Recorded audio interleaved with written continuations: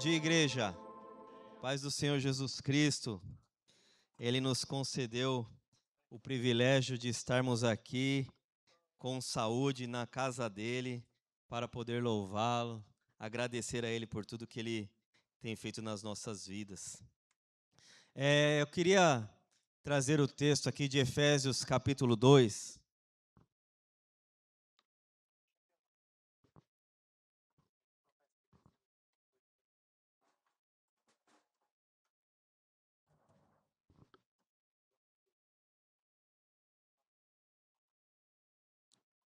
Eu não vou ler agora ele, mas eu vou lendo, conforme eu for falando aqui, eu vou lendo, porque são vários versículos, para não fazer uma releitura, eu vou lendo à medida que eu for falando aqui. O texto base vai ser Efésios 2, do 1 ao 22, e o título é Cristo, a ponte da graça. Cristo, a ponte da graça. Vamos orar. Pai Santo, em nome de Jesus, obrigado, Pai. Nós temos motivos de sobra, Senhor Deus, para te agradecer. A tua palavra diz que o Senhor nos encontrou no lamaçal do pecado, Senhor. E nós te damos graça, porque de nós mesmos nós não temos nada para oferecer. Nós estávamos mortos nos nossos pecados, mas o Senhor nos encontrou ali, Pai. Muito obrigado, Senhor. E o Senhor também nos deu o privilégio de poder, Senhor Deus, escolher uma nova vida no Senhor, Pai. Nos ajuda, Senhor Deus, a tomar as decisões corretas nas nossas vidas, a viver, ó Senhor Deus, de acordo de forma que nós possamos exaltar o sacrifício que Jesus fez lá naquela cruz, Senhor. Muito obrigado, Senhor Deus, por este dia. Muito obrigado pela Tua palavra, Senhor. Em nome de Jesus oramos. Amém. Essa carta aos Efésios, ela foi escrita para a igreja, mas ela também era uma carta rotativa. Então ela passava em várias igrejas, onde eles podiam aprender um pouco mais da palavra de Deus acerca daquilo que Paulo estava falando. E ela chegou até nós. 2000 anos depois, nós temos o privilégio de poder ler a carta que Paulo enviou aos Efésios ali para aquelas pessoas, para que nós pudéssemos hoje desfrutar da vontade de Deus. Porque a vontade de Deus, ela não mudou em 2000 anos. Ela continua exatamente a mesma, alcançando vidas, alcançando corações. Então essa carta ela não trata de coisas específicas de uma igreja, mas ela trata de que Deus ele transforma a condição do ser humano perdido em um ser humano que achou o caminho de volta para casa.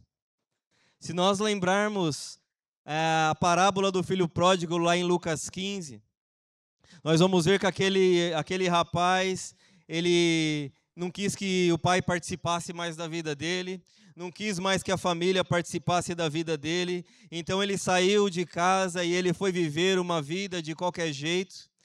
Mas um dia ele caiu em si, diz a palavra de Deus, e ele viu que na casa do pai era o melhor lugar para ele estar. Então ele voltou à casa do pai, mas não porque ali era a casa física, porque ele tinha a presença da casa, uma construção, mas é porque o lugar que era importante para a vida daquele rapaz era a presença do pai. O pai trazia segurança para a vida dele, então isso ficou marcado ali. Ele encontrou um caminho de volta, e ele encontrou um pai que saiu para o abraçar e para recebê-lo. Para você ter uma ideia, isso não é relato bíblico, mas é histórico. O pai correu para encontrar o filho, porque aquele filho naquele momento ele corria risco de morte, porque a sociedade não gostava da atitude que aquele rapaz tomou. Ele pediu a herança do pai em vida, ele considerou o pai um morto. E aí um dia ele volta para casa.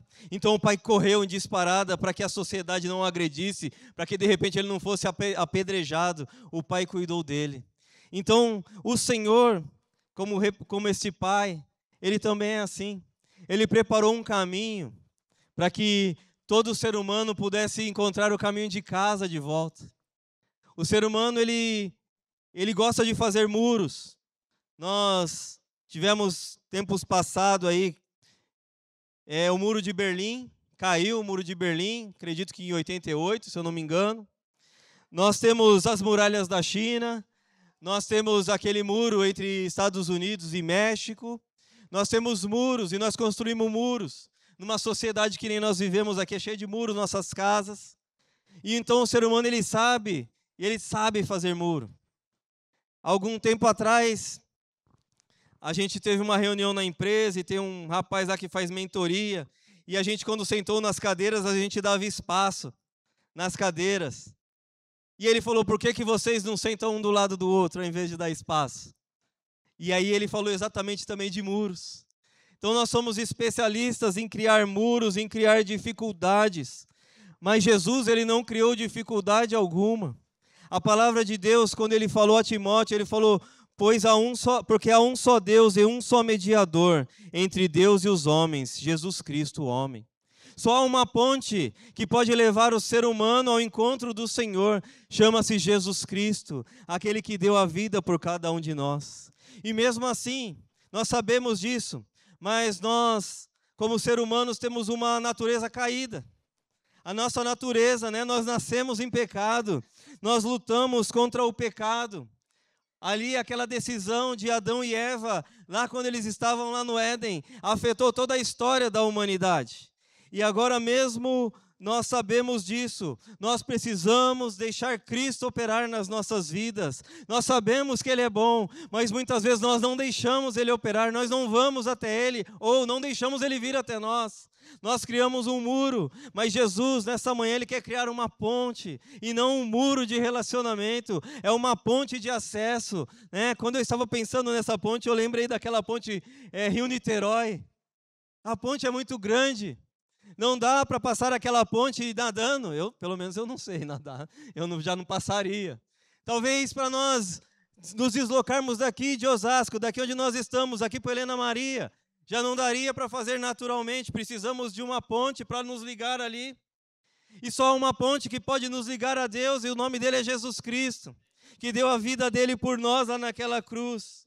E de forma que quando nós estamos em Jesus, mesmo o inimigo, ele não se cansa de querer nos derrotar. Ele nunca vai parar de querer derrotar você. Ele quer fazer você passar vergonha. Ele quer fazer você desviar. Ele quer fazer você passar uma vergonha tal que você se envergonha mesmo de estar na igreja. Quantas pessoas eu já não conheci que falou, não quero nunca mais ir na igreja, eu aprontei uma coisa tão feia que eu não quero ir lá encarar os irmãos. Mas não é isso que Deus quer para nós. Por pior que nós formos, Deus nos quer exatamente cruzando essa ponte e acessando Ele. Ele abriu este caminho. A palavra de Deus diz em Romanos 8:33, quem fará acusação contra os escolhidos de Deus? É Deus quem os justifica. Quando você está em Cristo, não esquenta a cabeça com as acusações, porque quando Cristo ligou a gente a Ele, através do sacrifício dele, Satanás já foi derrotado. O problema do pecado foi ali sanado naquele momento. E então nós precisamos ir até Ele, porque Ele já fez tudo por nós. E assim, como nós cantamos aqui, pode perceber, nós cantamos várias músicas, mostrando que de nós mesmos nós não temos nada. Nós não teríamos nada o que fazer em relação ao pecado. Nada, não haveria nada. Nós não poderíamos fazer nada. Aí o Senhor vem e nos liga. O único sacrifício eficaz chama-se Jesus Cristo. O escritor aos Hebreus, ele disse que era impossível que o sangue de touros e bode tirasse pecados.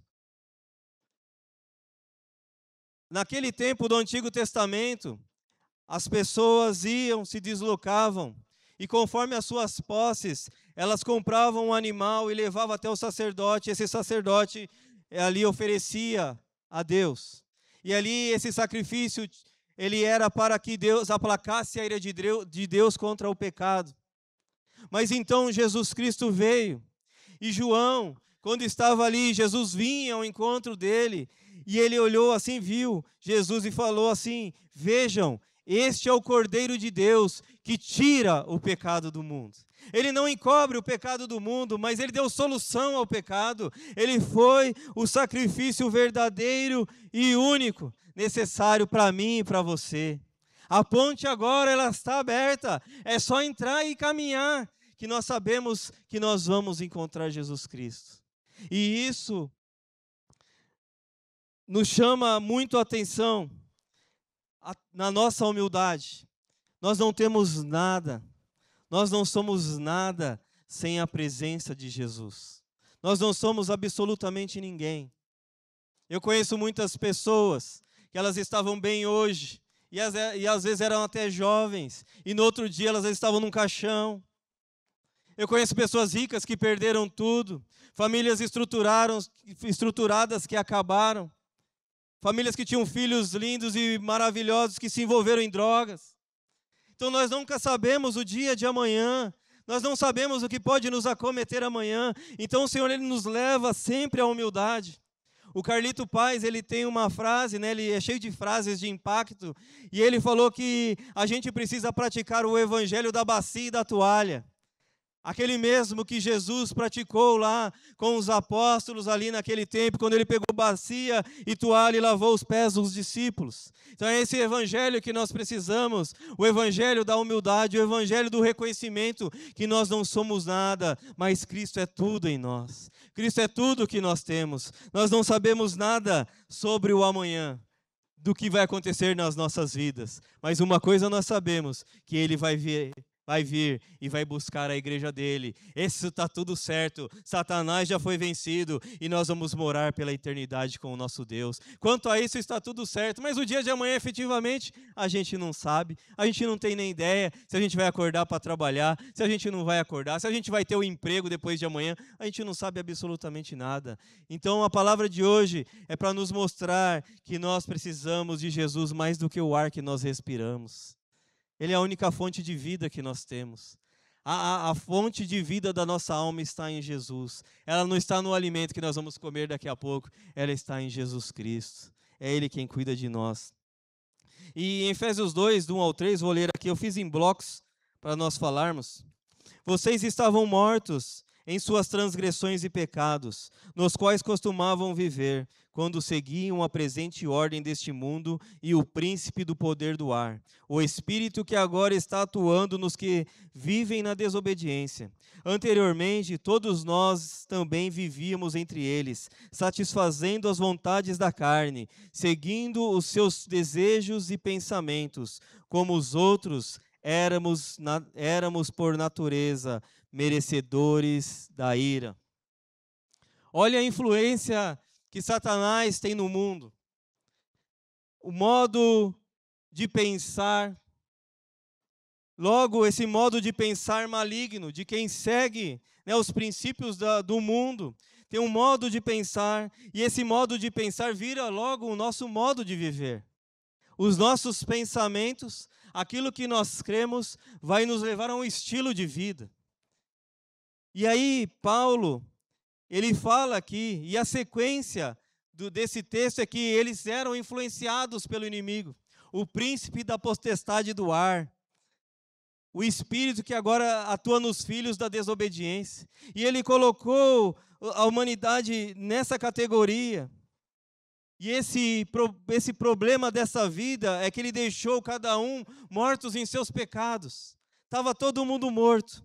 Viviam em transgressão, viviam em desobediência, viviam fazendo a vontade da carne, ou seja, só aquilo que queria, só os próprios propósitos, ninguém olhava para a vontade do Senhor.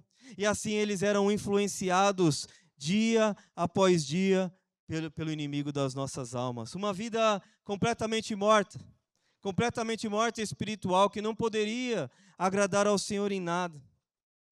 E esses 3 versículos que eu li, ele mostra que a realidade do ser humano sem Jesus, perdida, presa ao pecado e em condenação. Porque o pecado, ele molda a nossa mente, ele controla a nossa alma, e ele depois condena a nossa alma. Ele vai controlando tudo que há em nós, e até condenar a nossa alma.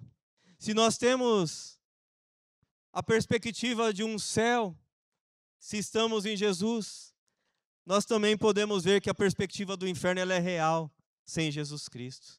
Sem Jesus Cristo, nós temos após a nossa vida uma eternidade no inferno. E é isso que a igreja não quer que aconteça. E é por isso que nós nos levantamos e pregamos e falamos e estamos buscando a Deus. Deus fez assim. Nós precisamos disso diariamente, olhar para as promessas de Deus e continuar a nossa vida, e continuar essa caminhada, e continuar a nossa busca por Jesus. Ele quer nos enganar, como eu disse, ele quer nos derrotar. Satanás, ele quer ver a nossa vida em derrota, mas nós temos o Senhor que providenciou a nossa vitória também. Jesus é a nossa vitória. Jesus está operando hoje nas nossas vidas. Eu não sei como você está. Só estar num banco de uma igreja não diz muito. Haja vista que eu tenho a camiseta do meu time e eu não jogo nada. Né? Quem sabe, quem já viu eu jogar, sabe que eu não jogo nada. O máximo que eu faço é me machucar. Mas é assim. E o fato de estar numa igreja, de estar no hall de membros de uma igreja, não vai fazer diferença, talvez. Se a nossa decisão não for por Jesus, se a gente só estiver numa igreja, só nos faz mais um número, só nos faz mais um no hall de membros. Nós precisamos decidir por Jesus Cristo nas nossas vidas, porque aí está a diferença de todo o nosso futuro, e não só o nosso, da nossa família também. E ele continua. Paulo continua em Efésios 2, do 4 ao 7.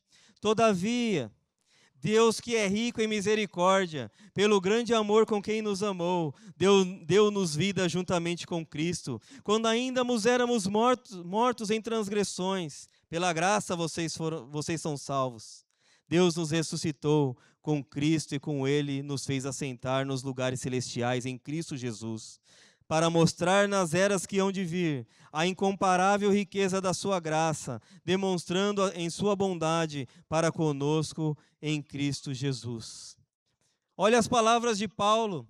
Nós não tivemos qualquer participação nisso. Você e eu não temos méritos nenhum. Se nós queremos dar algum mérito, nós precisamos dar ao Senhor. Se há uma glória em alguma coisa, essa glória é do Senhor, ela não é nossa, porque nós estávamos mortos. E morto não decide. Eu não estou vendo ainda nenhum morto decidir nada. A partir do momento que uma pessoa morre, ela não decide mais nada da vida dela. Acabou naquele dia. Alguém vai decidir o que vai fazer após isso. Mas a palavra de Deus, do mesmo jeito que Paulo fala, que nós fomos influenciados por Satanás, seguimos a desobediência, seguimos as transgressões, da mesma forma também, em Cristo, nós temos uma mudança radical de vida, e ele mostra aqui, nesse texto, que Deus nos amou. Deus nos deu vida. Quando nós estávamos mortos, nós fomos salvos pela sua graça. E aí depois disso ele nos colocou em uma posição espiritual em Cristo. Porque agora que está a diferença, nós estávamos mortos, mas agora nós estamos numa posição espiritual em Cristo. É Ele a nossa base, e essa posição espiritual é a mesma que aquele jovem buscou no Pai. Ele buscou um pai porque ele sabia, no pai tem solução. Eu vou voltar para a casa do meu pai porque lá tem riqueza. E ainda que eu for um servo lá, eu vou ter a melhor vida que eu possa ter. E aí agora nós temos essa condição também. Deus nos dá essa condição também. Ele preparou um caminho de volta, Pai. Nós merecíamos, na verdade, era a ira de Deus por causa dos nossos pecados. Por isso que nós não podemos nunca trazer o mérito para nós. Se há alguma coisa que nós merecíamos, era a ira de Deus contra o nosso pecado. Mas ao invés disso, nós recebemos o amor do Pai. Nós recebemos a abundância do amor dEle. Do ponto que nós vemos tantas vidas, milhões e milhões, louvando ao Senhor. Os que estão vivos e aqueles que já passaram. E João viu os crentes como a areia da praia, aos milhões. Ele viu, e nós somos muitos que reconhecemos aquilo que Cristo fez lá naquela cruz. Ele nos amou ali. Ele resolveu o problema do pecado. Nós podemos ir até Ele e ter uma vida transformada. A Bíblia diz, em Mateus 27, 46, Diz assim: por volta das 3 horas da tarde, Jesus bradou e disse: Eloi, Eloi, lama sabachthani. E a própria Bíblia responde isso, falou: Deus meu, por que me desamparaste? Ou em outras versões, por que me abandonaste? É porque naquele dia, naquela hora, às 3 horas da tarde, ele estava levando o seu e o meu pecado. Houve uma ruptura entre Deus Pai e Filho, porque aqui naquele momento, ele estava recebendo a carga do pecado da humanidade inteira, de todas as eras, de todo o passado, presente e futuro. Nós estamos no futuro, mas aquilo que ele fez já declarou sobre as nossas vidas o poder de não viver em pecado. Glória a Jesus por isso. Ao invés da ira, Deus nos deu 3 bênçãos espirituais. Nossa vida agora Ele nos deu vida. E não é uma vida comum. A Bíblia, no português, é tudo vida. Mas no grego é diferente. A vida comum de todo mundo é uma vida chamada bios. É a vida de todo mundo, todo ser que respira, ele tem essa vida. Mas a vida da abundância de Deus, no grego é zoe. É a vida da presença de Deus, é a vida cheia de Deus, é a vida onde Deus opera, e é essa vida que Ele tem nos dado. Não é uma vida comum, onde nós vamos andando e em desobediência, com o veredito de um inferno depois dessa vida, não. Ele nos deu a oportunidade de desfrutar das bênçãos espirituais, de uma vida em abundância. Olha que privilégio, Ele nos deu vida, nos ressuscitou e nos fez assentar em Cristo. É esse o privilégio que nós temos. Talvez, é difícil nós, às vezes, nos concentrar nessas palavras, às vezes é tão difícil de ouvir, porque às vezes as pessoas querem pregar aquilo que vai satisfazer a nossa vida momentaneamente. Ai, que seu emprego, a porta vai abrir. Ai, que o carro, que eu estou vendo a chave. Todo mundo quer ver essa chave. E porque a chave é de ouro. E é tanta baboseira muitas vezes. Mas nós precisamos olhar para Cristo. Porque daqui 100 anos a sua casa não vai servir de nada. O seu carro, o seu emprego, a sua faculdade, isso vai ter valor agora para nossas vidas. Mas daqui 100 anos não valerá mais nada. Então é por isso que nós precisamos nos atentar. Nós queremos ser prósperos, sim, mas isso não é a prioridade das nossas vidas. Nós não queremos nos machucar, querendo ter aquilo que nós não podemos. Nós queremos Cristo, é Ele quem cuida de nós. Independente da nossa cultura, classe, daquilo que nós fizermos, é Ele quem cuida de nós, é Ele quem cuida de mim, de você. Glória a Deus por Jesus Cristo. E aí tem um texto agora que eu vou ler, um dos textos mais conhecidos da Bíblia. Pois vocês são salvos pela graça. Deixa eu só tomar uma água aqui, peraí. Pois vocês são salvos pela graça, por meio da fé. E isso não vem de vocês, é dom de Deus. Não por obras para que ninguém se glorie, porque somos criação de Deus, realizada em Cristo Jesus, para fazermos boas obras, as quais Deus preparou de antemão para que nós a praticássemos. Aqui está uma das passagens mais conhecidas da Bíblia, mostrando que nós não temos mérito nenhum. E eu quero frisar isso nesta manhã. Nós não temos mérito algum. A ponte quem fez não fomos nós, foi Jesus que fez essa ponte. Ele não nos deu o que nós merecíamos, a ira, mas Ele deu aquilo que nós não merecíamos, que é a graça. E a graça abundante nos deu essa salvação. A graça é o favor imerecido de Deus. Olha aí, nós não merecemos, mas nós temos. A graça de Deus, ela chegou sobre as nossas vidas, e não há nenhum esforço humano que possa fazer absolutamente nada. Deus colocou todo mundo igual. Porque poderíamos imaginar que se fosse pela saúde, muitos seriam salvos e muitos não. Nem todos os crentes têm saúde. Tem crentes que recebem Jesus já num leito de morte. Se fosse pelo dinheiro, a sociedade estaria segmentada. Só quem pode vai comprar a salvação. Deus colocou todo mundo no mesmo patamar. Não tem ninguém que possa fazer nada para que se compre a salvação. Mas nós podemos andar em fé, diz a Bíblia. Em fé é o nosso chamado. Do mais rico ao mais pobre, do mais cheio de saúde ao mais doente, do mais velho ao mais novo. A Bíblia nos chama para andar em fé, porque é essa fé que por essa fé, nós vamos conseguir, nós vamos chegar lá. E ainda mais, nós vamos andar de uma forma que nós nunca andamos, de uma forma que a sociedade não quer. A sociedade não quer se doar pelo outro.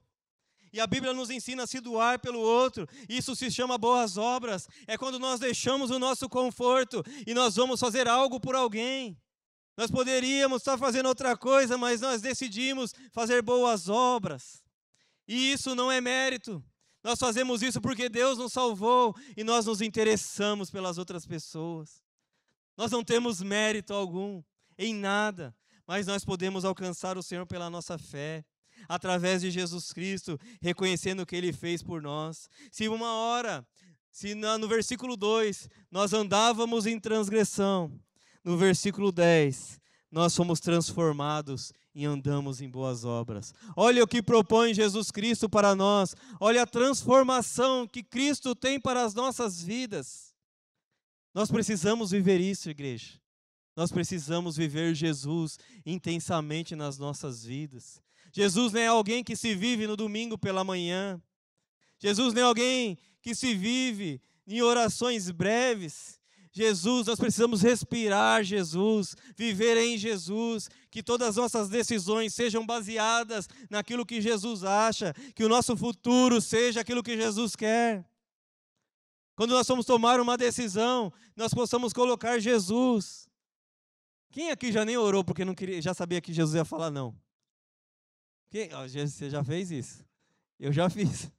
Falei, não vou nem pedir para Deus, que eu sei que Ele vai falar não, mas eu quero, Senhor, eu quero. Ainda falando, eu quero o Senhor, né? E o Senhor está olhando assim, que nem aquela figurinha do WhatsApp que fala assim, não quero. E a gente está assim. A gente sabe que Ele não quer, mas a gente continua. Aí a gente quer viver Jesus, domingo, 2 horas. É muito pouco. É muito pouco pelo privilégio da graça que nós temos. Nós precisamos viver Jesus todos os dias. Levantar, orar a Deus, colocar um louvor, viver Jesus, a glorificar o nome dEle, tomar a decisão, falar, Jesus, como é que o Senhor faria?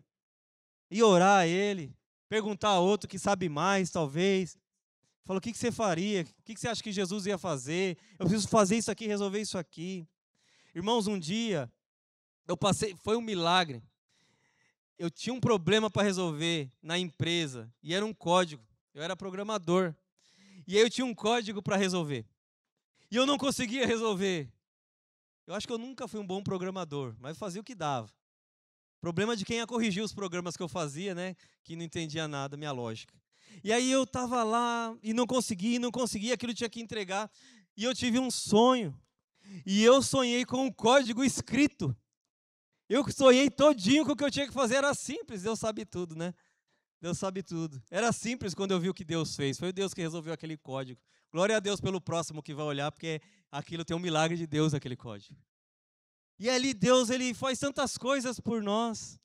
Às vezes você fala, mas eu vou chamar Deus para resolver isso. Chama Deus para resolver tudo.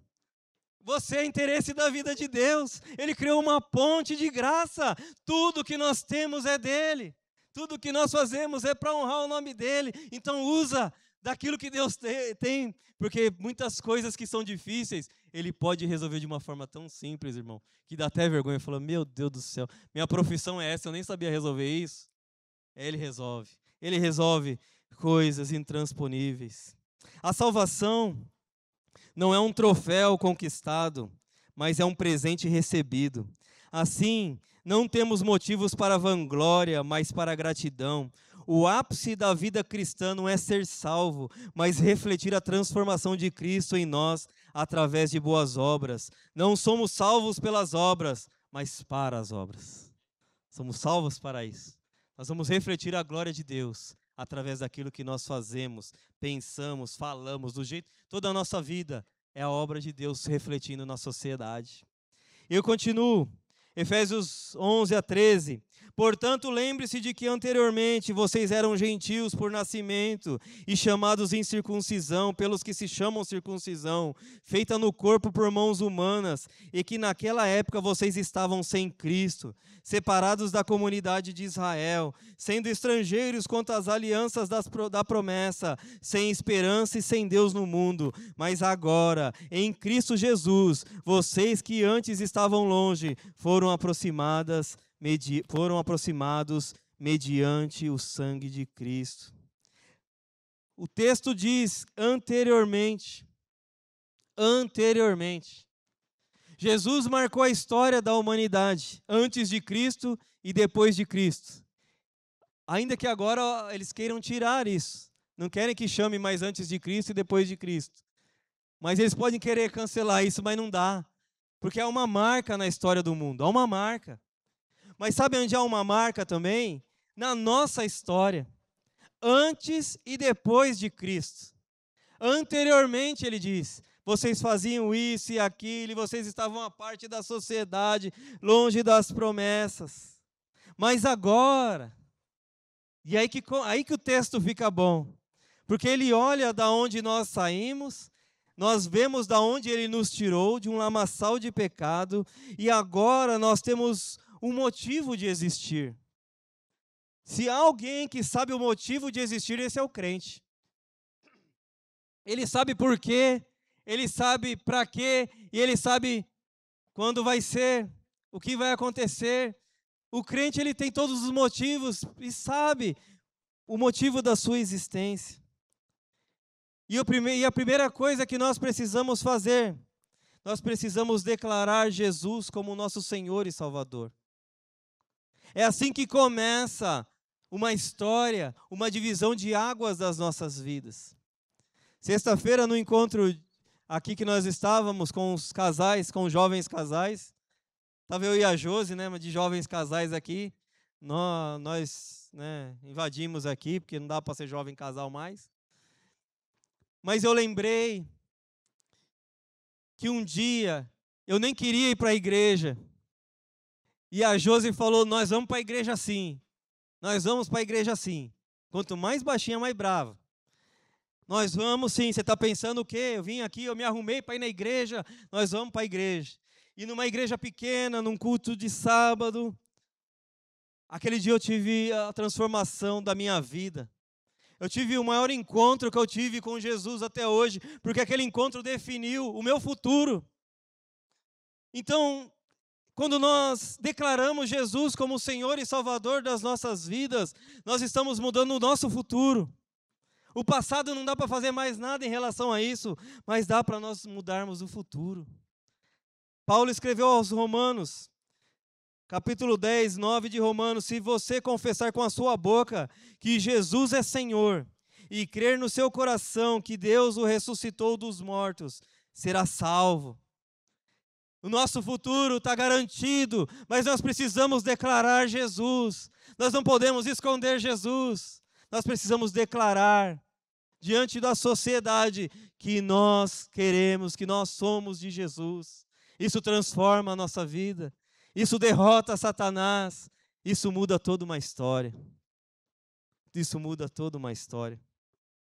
E ele fala no texto aqui que os gentios eram a incircuncisão. Os circuncisos eram os judeus. Havia um pacto entre Deus e Abraão, que no 8º dia um menino era levado ao sacerdote e ali ele sofreu uma operação. Nos dias de hoje, vamos colocar como uma operação de fimose. Ele fazia a operação lá e ali ele era um menino ali já entregue às mãos do Senhor, que ia cumprir aquela aliança que foi feita entre Deus e Abraão. Mas nós estamos também debaixo de uma aliança agora. Uma aliança que não é feita na nossa carne, mas é uma aliança feita em nosso coração. O nosso coração foi circuncidado por causa de Jesus. Lá naquela cruz, quando Ele fez aquilo e nós recebemos Ele como Senhor, ali houve uma operação do céu. Jesus fez uma operação do céu em nosso coração. E agora não é mais um menino. ao 8º dia que é levado diante do sacerdote. Mas a Bíblia diz, Paulo aos Gálatas diz assim, ó, não há judeu, nem grego, escravo, nem livre, homem nem mulher, pois todos são um em Cristo Jesus. Mas agora mudou a nossa história. Agora não há diferença. Há uma aliança que foi declarada e feita e realizada lá naquela cruz do Calvário, e ela alcançou a minha e a sua vida. Nós temos motivos para agradecer esse Jesus. Nós temos motivo, porque quando nós olhamos para o passado, nós olhamos uma história sem vida, mas quando nós olhamos depois de Jesus, nós vemos a mudança, a transformação e a esperança que há nas nossas vidas. Jesus é tudo em nós. Jesus é tudo em nós. O sangue dele tirou a distância que havia e nos colocou no centro da promessa. Nós estamos no centro da promessa, em Cristo nós estamos no centro da promessa. A ponte está ligada, a ponte está feita, como uma ponte bonita dessa que está na nossa tela. Essa ponte que seria intransponível, humanamente falando, em Jesus, ela agora é transponível, nós podemos passar e agora nós podemos sondar o coração de Jesus. Quando nós olhamos aquele quadro da Santa Ceia, nós vemos João deitado assim no coração de Jesus, ouvindo as batidas do coração de Jesus. E todos nós agora temos esse livre acesso, nós podemos chegar a Jesus. Você pode chegar a Jesus, não há pecado que te impeça de chegar a Jesus, porque Ele deu a solução para o pecado. Jesus Cristo morreu por nossos pecados, e todas as vezes que nós voltarmos, Ele vai estar bem lá. Pai, né? Aquela brincadeira que nós vemos na internet. Pai, olha eu aqui de novo, né? Olha, sou eu aqui de novo, Pai. E a gente volta lá e Ele vai estar bem lá. Ele vai estar bem lá. Não há mérito nosso nenhum. Todo o mérito é dele. Continuando. Pois Ele é a nossa paz, e qual de ambos fez um, e destruiu as barreiras, e destruiu a barreira, o muro de inimizade, anulando em seu corpo a lei dos mandamentos expressa em ordenanças. O objetivo dele era criar em si mesmo, dos dois, um só homem, fazendo a paz, e reconciliar com Deus os dois em um só corpo, por meio da cruz, pela qual destruiu a inimizade. Ele veio e anunciou paz a vocês que estavam longe, e paz aos que estavam perto, pois por meio dele, tanto nós como vocês temos acesso ao Pai por um só Espírito. Jesus sozinho, Ele é a nossa paz. Não precisa de mais nada. Ele é a paz que excede o entendimento. Ele é a paz que muitas vezes nós não entendemos no tempo de aflição. Esses dias falando sobre paz, no culto de quarta-feira, aqui no nosso tema que nós estamos falando do fruto do Espírito, às quartas, fala sobre paz também. Talvez dá vontade de colocar na Bíblia um versículo, acrescentar, né? Jesus é paz em meio à guerra. Não está escrito isso na Bíblia, não tem um versículo que fala isso, mas nos leva a entender que Ele é paz em meio à guerra. Ele é um socorro bem presente quando nós estamos na tribulação, quando nós estamos na guerra. Se Ele sozinho é a nossa paz, Ele é o doador de paz para nós. Ele nos alcançou. Os gentios aqui somos nós não somos judeus, então logo nós somos os gentios. Nós somos o povo que não era alcançado por Deus até Jesus Cristo. Para ter a salvação, nós teríamos que ir para lá e receber lá o Senhor, né? O Deus dos judeus, que é o mesmo Deus que o nosso, embora eles não reconheçam Jesus, mas é o mesmo Deus. Nós teríamos que virar judeu ali, declarar, né? Virar um prosélito. Mas em Jesus, em todo lugar desse planeta, até fora dele, se o pessoal estiver em Marte lá e aceitar Jesus, é válido. É válido. Jesus nos alcança em todo lugar. E a palavra de Deus em Romanos 3:29, Paulo dizendo, Deus é Deus apenas dos judeus? Ele também não é dos gentios? E ele mesmo responde, sim, dos gentios também. Não há o que nos separa do Senhor. Não há o que te separa do Senhor. Só o que nos separa do Senhor é a nossa decisão de não querer o Senhor. Isso nos separa dele. Porque ele sabe que nós somos pecadores. E eu vou te dizer uma coisa. Deus, ele é onisciente. Ele sabe exatamente aquilo que nós vamos aprontar de errado durante toda a nossa vida. E se você pensa que o seu pecado escandaliza Jesus, ele não escandaliza Jesus. Ele sabia. Ele nunca tomou a decisão de você pecar ou não. Essa decisão é nossa. Ele deu a saída para o pecado. Então isso não escandaliza.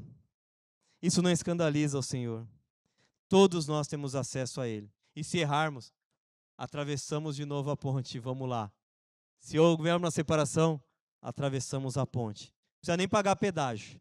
Pedágio está coisa fácil aqui, né? Para Jesus não tem pedágio, não. É só ir lá e acessar. Ele vai estar bem lá. Colossenses 3,11. Nessa nova vida não há diferença entre grego e judeu, circunciso e incircunciso, bárbaro e cita, escravo e livre. Mas Cristo é tudo e está em todos. Cristo é tudo e está em todos. Do 19 ao 22, o último conjunto aqui, diz assim: portanto, vocês já não são estrangeiros nem forasteiros. A Renata estava falando sobre isso no louvor. Nós não somos estrangeiros nem forasteiros, mas concidadãos dos santos e membros da família de Deus, edificados sobre o fundamento dos apóstolos e dos profetas, tendo Jesus Cristo como pedra angular, no qual todo edifício é ajustado e cresce para tornar-se um santuário santo no Senhor. Nele vocês também estão sendo juntamente edificados para se tornarem morada de Deus por seu Espírito. A Bíblia nos mostra que Deus não habita em templos feitos por mãos humanas. Paulo, naquele discurso conhecido lá em Atos 17, no Areópago, quando ele estava ali e havia um monte de altar, e havia ali um altar que não tinha nada, e ele aproveitou aquele momento para falar do Senhor. Ele falou que aquele era o altar dos Deus desconhecido, e ele começa a discorrer, e ele diz assim: o Deus que fez o mundo e tudo que nele há, é o Senhor do céu e da terra, e não habita em santuários feitos por mãos humanas. A igreja não é esse prédio. Esse prédio está aqui, ele já foi outras coisas, inclusive outras igrejas. A igreja não é esse prédio, a igreja somos nós. A igreja sou eu e você, como pedras vivas. É nós e esse edifício, né, de igreja, essa organização espiritual, somos eu e você. Nós estamos construídos sobre a pedra angular, diz a palavra do Senhor, ou a pedra fundamental. Eu não entendo muito de construção, mas num arco, quando nós vemos aquela construção de arco, aquela pedra do meio é aquela pedra que trava a construção. A pedra fundamental numa construção, numa obra que nem essa, é o primeiro lugar onde há o fundamento. Eu não sei se isso chama de pé direito. Eu não sei, quem é da construção vai saber. Mas a pedra fundamental é Jesus Cristo. Tanto que muitas igrejas, quando elas começam uma obra, elas pegam uma Bíblia e colocam e cimentam a Bíblia lá, num ato simbólico de mostrar que aquilo tudo é dedicado ao Senhor. Aquele lugar, aquela base é o Senhor. E assim também é as nossas vidas, nesse edifício do Senhor, nós somos as pedras vivas. Nós somos essas pessoas que, por mais difícil que sejamos, Deus nos alcançou, e agora nós somos pedras vivas desse edifício espiritual, que Ele pega toda a terra, né? A igreja é isso, eu e você. A igreja em si nós não vemos, porque a igreja está em cada um que está aqui, passando pela rua, ali há pedras vivas que formam a igreja de Deus. Nós somos, né, de transgressores. Quando nós começamos a falar, nós fomos de transgressores e desobedientes, de influenciados por Satanás. Agora nós somos igreja. Irmãos, olha que transformação Cristo traz para cada um de nós. Nós somos igreja, você é igreja. Jesus deu a vida por nós e nós somos igreja agora. Nós resplandecemos a glória dele nesse mundo caído. Eu e você. Você pode falar, eu não sei nada, eu sou pequeno, mas você é igreja, você é pedra viva, você é edifício de Deus, você está fundamentado em Jesus Cristo e nos apóstolos, diz a Bíblia. Glória a Deus, porque de nós não tínhamos nada para oferecer. Jesus acreditou em nós. Nós somos pedra viva nesse edifício que se chama igreja. Glória a Deus. Cada crente é uma pedra viva, unida em Cristo, a pedra angular, formando o templo vivo onde Deus habita. Se aonde Deus habita, essa igreja espiritual. Nós sentimos a presença de Deus aqui neste lugar, e não porque esse prédio está aqui, mas por causa de nós, que buscamos Ele. Então Ele se faz presente, Ele nos presenteia com a presença dEle, e só um pouquinho, perto daquilo tudo que nós vamos viver ainda. Glória a Deus por Jesus Cristo. Hoje é dia de agradecer, igreja. Eu não sei se você já falou para Jesus que você ama Ele. Eu não sei se você já falou isso para Ele hoje. Eu olhar para trás. Irmãos, eu não sei se quando você olha para trás você tem vergonha. Fala, meu Deus, que vida. Minha prima está ali, né, Rê? Eu dei trabalho para minha mãe. Meu Deus do céu. Eu dei trabalho para ela. Eu tinha vergonha de mim mesmo. Imagina a minha mãe, com tanta vergonha que ela tinha de mim. Eu tinha vergonha. Mas Cristo tirou a minha vergonha, tirou a sua vergonha, nos transportou e agora nós estamos em Cristo. Nós estamos em Cristo, então hoje é dia de agradecer. Nós fomos alcançados e somos amados pelo Senhor Jesus. Ele nos ama, Ele nos concedeu a chance de uma nova vida. Olha quantos motivos de agradecimento. Mudou a história da sua família. E a sua família vai mudar a história de outras famílias. Quantos crentes nós não temos hoje? Pai, filho, neto, e aí influenciou o vizinho, influenciou outro, e todos foram declarando o seu amor por Jesus, reconhecendo Jesus.